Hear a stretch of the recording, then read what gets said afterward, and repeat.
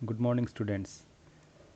तो बेटा हमने कल लास्ट वीडियो में जो हमारी फर्स्ट क्लास थी उसमें हमने डिस्कस किया था कि फोर्स क्या होता है और कॉन्टैक्ट फोर्सेस क्या होते हैं। तो हमने कल कॉन्टैक्ट फोर्सेस में थोड़ा सा बेसिक सा पढ़ा था कि कॉन्टैक्ट फोर्सेस क्या होते हैं। तो पता लग गया होगा आपको कि जो कॉन्टैक्ट फोर्स होते हैं, कॉन्टैक्ट फोर्स जो हैं वो कौन से फोर्सेस होते हैं ना। इसकी डेफिनेशन हमने कल की थी कि वो फोर्सेस जिनमें दो ऑब्जेक्ट्स का आपस में कांटेक्ट होना ज़रूरी होता है, तो उन फोर्सेस को हम कांटेक्ट फोर्सेस बोलते हैं। और उनके एग्जांपल्स मैंने यहाँ पर दिए थे। जैसे हमारे पास पहला एग्जांपल मैंने लिखा था क्या, मस्कुलर फोर्स, है ना। मस्कुलर फोर्स के बारे में मैंने बताया था, तो आज हम उसके बारे में डिटेल से डिस्कस करने वाले हैं। तो मस्कुलर फोर्स एक कॉन्टैक्ट फोर्स है। कॉन्टैक्ट फोर्स का ही एग्जांपल है जो फोर्स हमारी मसल्स के द्वारा लगता है, जो हमारी मसल्स का एक्शन होता है। जैसे कि मान लो हमें कोई भी बुक है हमारी मेज़ पे रखी हुई है, उसको हमें उठाना है। अब बुक को उठाने के लिए हमें बुक को टच करना पड़ेगा। अपने आप जो बुक है वो नहीं उठ सकती, तो बुक को उठाने के लिए हमें अपने हाथों का इस्तेमाल करना पड़ेगा, हमारी मसल्स का यूज़ करना पड़ेगा। या मान लो जैसे हमारे पास कोई पानी की बाल्टी है, ठीक है, उसको क्या हम बिना हाथ लगाए उस पानी की बाल्टी को उठा सकते हैं बिना अपने मसल्स का जो फोर्स को यूज़ किए? नहीं ना। क्योंकि मस्कुलर फोर्स का जब यूज़ होगा तो जिस भी चीज़ को आपको पिक करना है या जहाँ पे फोर्स एग्जर्ट करना है, फोर्स लगाना है, तो हमारी जो मसल्स है, हमारी जो बॉडी है, उसका उस ऑब्जेक्ट के साथ कांटेक्ट होना बहुत ज़रूरी है। जैसे एक मेज़ पे रखी हुई बुक को हम नहीं उठा सकते बिना टच किए हुए, एक पानी की बाल्टी है उसको हम पिक नहीं कर सकते बिना उसको टच किए हुए। तो जनरली यहाँ पर हमारा जो कांटेक्ट है वो कंपलसरी है। हमारी बॉडी जो है वो कांटेक्ट में आएगी उसके साथ में, तो ही हम क्या कर सकते हैं, उसको अपना मसल्स का यूज़ करके उसके फोर्स के द्वारा हम उसको उठा सकते हैं। तो यहाँ हमारे पास जो है इस केस में हमारी मसल्स का जो फोर्स है, हमारी जो एनर्जी है बॉडी की, वो एनर्जी यूज होती है उन ऑब्जेक्ट्स को उठाने में, फोर्स लगाने में। तो जो मस्कुलर फोर्स होता है वो फोर्स एक्चुअल में क्या होता है कि वो फोर्स जो हमारी मसल्स के एक्शंस की वजह से होता है। तो इसमें हम डेफिनेशंस लिख लेते हैं कि क्या होता है muscular force. The force resulting due to the force resulting due to the, किसकी वजह से होता है, due to the action of our muscles, हमारी मसल से के जो एक्शन से है, इज कॉल्ड, उसको हम क्या बोलते हैं, मस्कुलर फोर्स।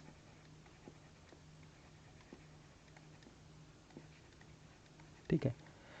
अब मसल्स हमारी नहीं होती है सिर्फ, जो एनिमल्स होते हैं, एनिमल्स भी क्या करते हैं, जैसे हम कोई भी हमारा बोझा ढोने वाला एनिमल है जैसे डंकी है, या फिर हमारे जो बैल वगैरह होते हैं, है ना। तो जो भी एनिमल्स हैं कुछ भी काम करते हैं, कुछ बोझा ढोते हैं या जो भी फिज़िकल एक्टिविटीज़ वो करते हैं, तो उसमें क्या होता है कि उनके जो मसल्स हैं उनके द्वारा वो फोर्स एग्जर्ट करते हैं।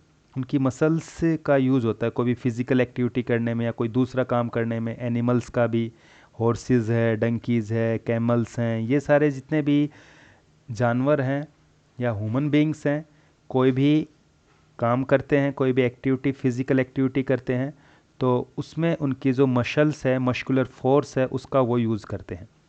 तो यहाँ मैंने बताया कि अगर हमें अपना मस्कुलर फोर्स का यूज़ करना है किसी ऑब्जेक्ट के ऊपर, तो हमें उस ऑब्जेक्ट को टच करना होगा, उसको कांटेक्ट में हमें जाना होगा, उसके साथ हमें कांटेक्ट करना होगा। बिना टच किए हम अपने मस्कुलर फोर्स का यूज़ नहीं कर सकते हैं। ठीक है। तो ये तो हो गई बात मस्कुलर फोर्स की। दूसरा जो फोर्स मैंने डिस्कस किया था यहाँ पर, एक इम्पोर्टेंट फोर्स है, आगे की क्लासेस में भी हम खूब बार बार से इस फोर्स के बारे में पढ़ेंगे, 11th में जाओगे तब भी आप इसके बारे में पढ़ेंगे कि सेकंड जो फोर्स होता है नो कॉन्टैक्ट फोर्स, वो है आपका फ्रिक्शनल फोर्स। फ्रिक्शनल फोर्स, इस कॉन्सेप्ट को अच्छे से समझना है बेटा आपको। फ्रिक्शनल फोर्स क्या होता है, देखिए एक एग्जाम्पल के जरिए हम इसको समझते हैं। जैसे हमारे पास क्या है, एक आपको बॉल लेनी है, कोई भी रबड़ बॉल हो या कोई भी जिससे आप क्रिकेट खेलते हैं या कोई फुटबॉल हो, आपने एक बॉल ली। उस बॉल को आपको एक फर्श के ऊपर, अपना जो घर में फर्श होता है, फ्लोर होता है, उस फ्लोर के ऊपर उस बॉल को लुढ़का देना है आगे की तरफ। ठीक है, एक बार आपने उसको थोड़ा सा फोर्स लगा के उस बॉल को आपने लुढ़का दिया। हम देखते हैं कि ये बॉल कुछ दूर जाकर ये बॉल अपने आप क्या हो जाती है, रुक जाती है। ठीक है, ये हमने शुरू में ये बॉल किस में थी, मोशन में थी। इस पर हमने फोर्स लगाया, इस डायरेक्शन बॉल मूव कर रही है। कुछ दूर जाकर ये बॉल रुक गई। रुक गई इसका मतलब ये बॉल किस में आ गई, रेस्ट में आ गई। ठीक है, तो यहाँ पर ऐसा क्यों हो रहा है? जैसा हमने कल भी बताया था कि कोई भी ऑब्जेक्ट है, उसको मोशन में लाने के लिए या उसको रोकने के लिए, डायरेक्शन बदलने के लिए, शेप चेंज करने के लिए हमें फोर्स की ज़रूरत होती है। तो यहाँ पर हमने जैसे उस बॉल को लुढ़काया, कुछ दूर जाकर वो बॉल रुक गई। तो अभी यहाँ पे हम दिमाग लगाएं, सोचें कि ये बॉल क्यों रुकी है। रुकने के लिए तो क्या चाहिए, एक फोर्स चाहिए। लेकिन यहाँ पर वो फोर्स लग कैसे रहा है, कौन लगा रहा है? या एक दूसरा एग्जांपल हम लेते हैं, मान लो आप रोड पर एक साइकिल चला रहे हैं और आपने मान लो पैडल जो है वो लगाने बंद कर दिए। कुछ देर आपने पैडल नहीं लगाए तो साइकिल कुछ दूर तक चलेगी बिना पैडल लगाए, लेकिन कुछ समय के बाद में वो क्या हो जाएगी, स्टॉप हो जाएगी। ऐसा क्यों होता है, सोचा कभी आपने? तो यहाँ पर भी जो कॉन्सेप्ट है हमारा मेन, वो फोर्स का है कि किसी भी चीज़ को अगर आपको चलाना है तो भी फोर्स लगाना पड़ेगा, अगर किसी चीज़ को आपको रोकना है चलती हुई चीज़ को तो भी फोर्स लगाना पड़ेगा। अब इन दोनों एग्जांपल्स में क्या है, यहाँ इस एग्जांपल में ये बॉल जो है ये फर्श पे रोल कर रही है, कुछ दूर जाकर अपने आप रुक गई। किसी ने रोका इसको? कोई नहीं था रोकने वाला। ठीक है, तो फिर भी ये बॉल रुक रही है, इट मीन्स इस बॉल के ऊपर कोई ना कोई फोर्स तो लग रहा होगा जो इसको रोक रहा है। या जो साइकिल है, जब हम रोड पर चला रहे हैं, पैडल लगाने हमने बंद कर दिए तो कुछ समय के बाद वो साइकिल रुक गई, उसका क्या कारण है? तो उसका जो मेन कॉन्सेप्ट है, मेन जो लॉजिक है इस चीज़ के पीछे कि ये जो बॉल है, ये बॉल फर्श पे लुढ़कना बंद हो गई, स्टॉप हो जाती है। साइकिल रोड पे चल रही है, पैडल लगाने आपने बंद कर दिए, वो कुछ देर दूर जाने के बाद रुक जाती है। तो इन दोनों जो एग्जाम्पल्स में जो आपका फोर्स जो काम कर रहा है उसको रोकने का, बॉल को रोकने का या फिर साइकिल को रोकने का, वो फोर्स आपका कौन सा है, फ्रिक्शनल फोर्स है। अब ये फोर्स होगा कहाँ पे, किन किन के बीच में लगता है, क्यों इसको हमने कॉन्टेक्ट फोर्स का नाम दिया है?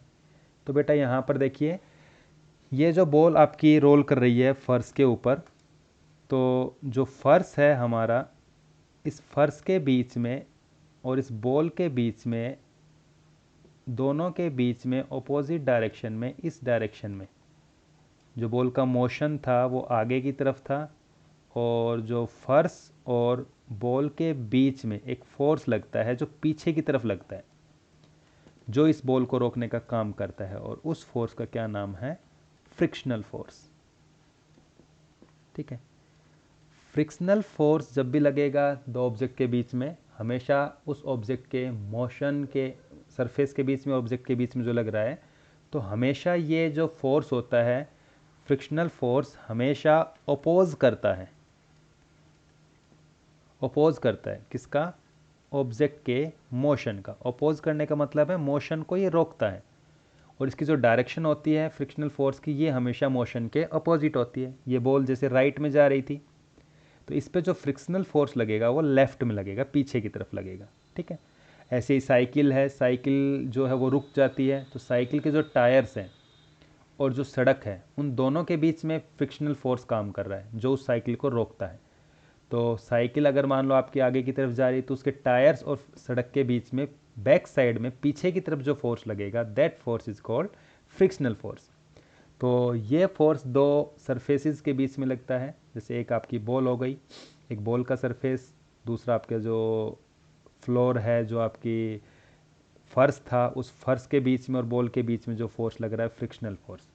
तो यहाँ पर इस बॉल का फर्श के साथ कांटेक्ट है, तब ये फ्रिक्शनल फोर्स लग रहा है। अगर बॉल का फर्श के साथ कांटेक्ट नहीं होता तो फर्श का फ्रिक्शनल फोर्स बॉल पर काम नहीं करता। साइकिल के जो टायर्स हैं रोड के साथ कांटेक्ट में हैं, इसलिए वहाँ पे फ्रिक्शनल फोर्स काम कर रहा है। तो फ्रिक्शनल फोर्स क्या होता है? एक ऐसा फोर्स जो क्या करता है, a force which oppose the motion of an object। ठीक है, मोशन का अपोज करता है, इट्स डायरेक्शन इज, और इसकी जो डायरेक्शन होती है always opposite to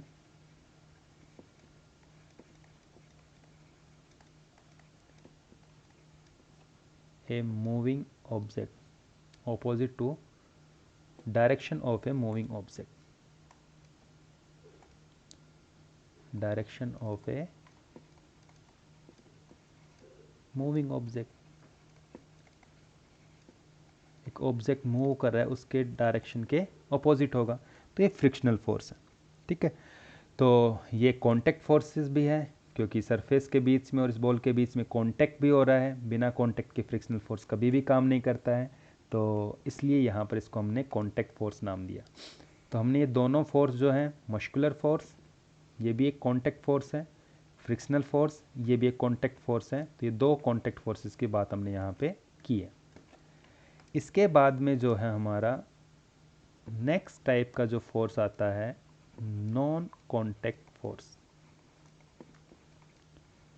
non contact force, जैसा कि नाम से हमें पता लग रहा है, नॉन का मतलब नहीं और कांटेक्ट का मतलब कांटेक्ट होना, तो ऐसा फोर्स जिसमें दो बॉडीज़ का कांटेक्ट होना ज़रूरी नहीं है और कांटेक्ट नहीं होता है, तो ऐसे फोर्स को हम क्या बोलते हैं?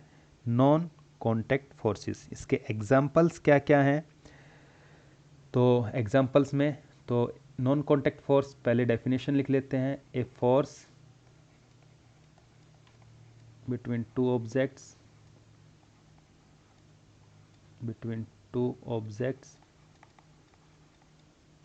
where there is no contact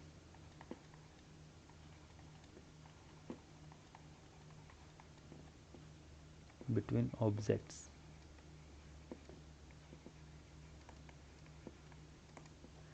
जैसे हमने यहाँ पे एग्जाम्पल लिखते हैं हम इन फोर्सेस का, तो पहला एग्जाम्पल हमने लिखा यहाँ पे मैग्नेटिक फोर्स।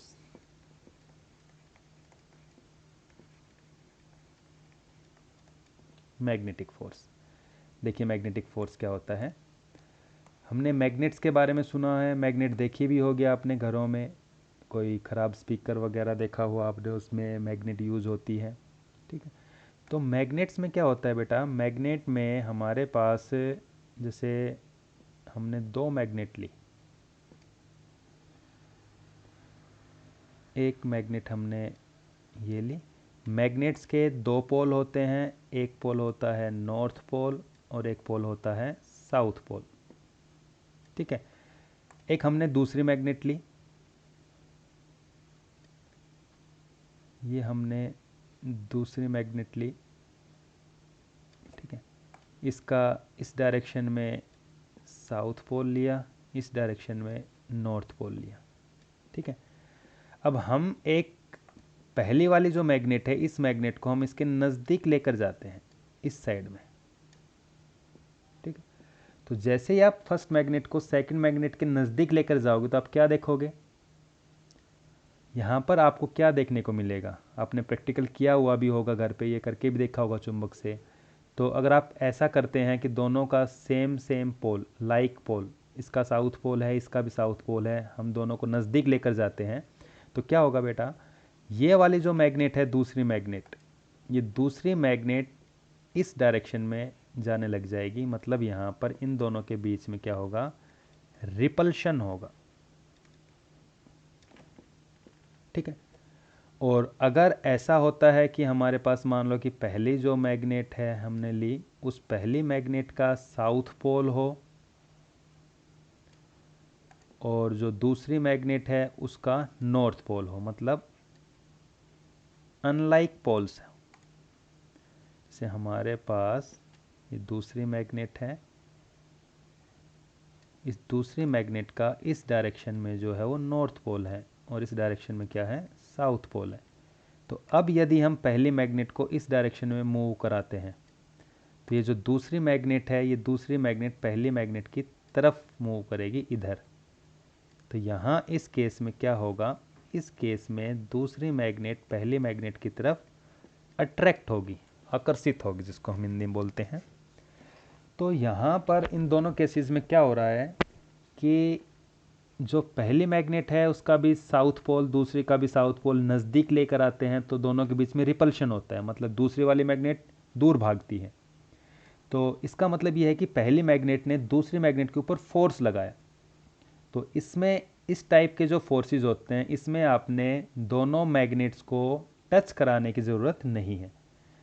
ये दोनों मैग्नेट एक दूसरे से बिना टच हुए एक दूसरे के ऊपर फोर्स लगाती हैं।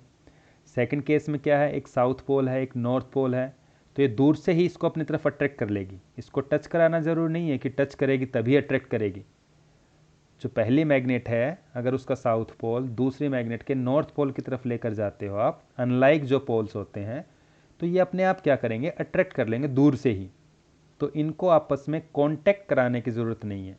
जैसा कि कांटेक्ट फोर्स में हमने पढ़ा है, वहाँ पर तो दो ऑब्जेक्ट्स का कांटेक्ट होना कंपलसरी है, तभी फोर्स लगेगा। लेकिन यहाँ इस केस में हमारे पास मैग्नेट्स को आपस में टच कराने की ज़रूरत नहीं है, बिना टच कराए भी उनके बीच में फोर्स एग्जर्ट हो रहा है। लाइक पोल्स हैं, दोनों के बीच में रिपल्शन होगा, अनलाइक पोल है, अट्रैक्ट करते हैं। तो मैग्नेटिक फोर्स दो मैग्नेट्स के बीच में होता है, तो इसको हम बोलते हैं मैग्नेटिक फोर्स।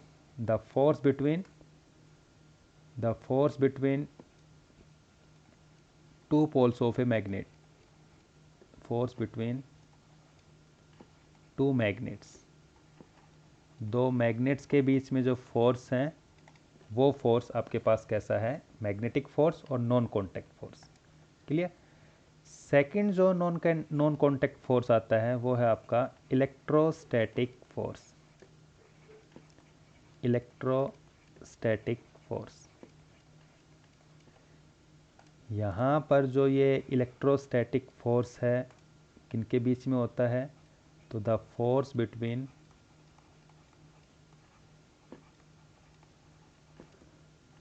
To like